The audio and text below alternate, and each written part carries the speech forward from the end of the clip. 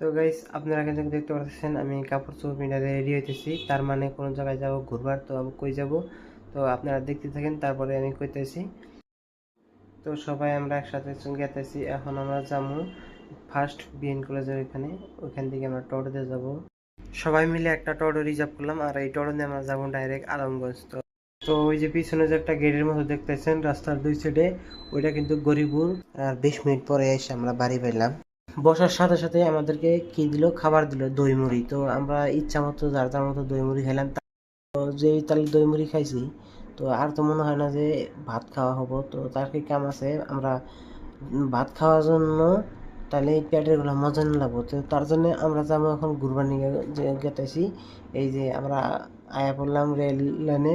তো আমরা ভাবলাম যে অল্প রেল লাইনে অল্প ঘুরে আসি, হাইটে আসলে আর পেটের ভাতটা মজবো। তো তার জন্য আর কি আমরা এলাম রেল লাইনে। আর এখানে আসার পরে পরে কিন্তু একসাথে দুটো ট্রেন এলো, একটা মানে গেল, তার 2 মিনিট পরেই কিন্তু আর একটা এলো। তো যাই হোক, এখন অনেক ঘোরাঘুরি করলাম। তো আঙ্গুরে এখন ফোন করছিল যে তোমরা আসো, খাবার রেডি আছে। তো আমরা এখন যাব, মানে যাই খাওয়া দাওয়া করব। তো আমরা বললাম খাবার নিয়ে। তো খাবার হওয়ার পরে কিন্তু আমার ঘরে খাইবার দিছে, হ্যাঁ।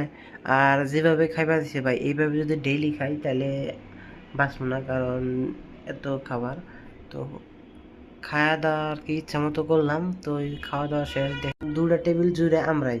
তো আমরাই আসলাম আটজন কিন্তু পুরো খেলাম। আর খাওয়া দাওয়া শেষ না করতেই তে মানুষ কইছে না যে বইবার জায়গা দিলে হইবার জায়গা তো নাকি। তে খাওয়া দাওয়া শেষ নাই হইতেই এরা কয় তাহলে জামগো আমরা।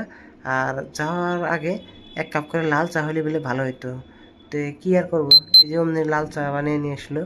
তে লাল চা খাইবার দিল। বাই দা ওয়াই আজকের ভিডিওটা এই পর্যন্তই। আর দেখা হবো নতুন একটা ভিডিওতে। যদি ভিডিওটা ভালো লাগে তাহলে লাইক শেয়ার কমেন্ট করবেন।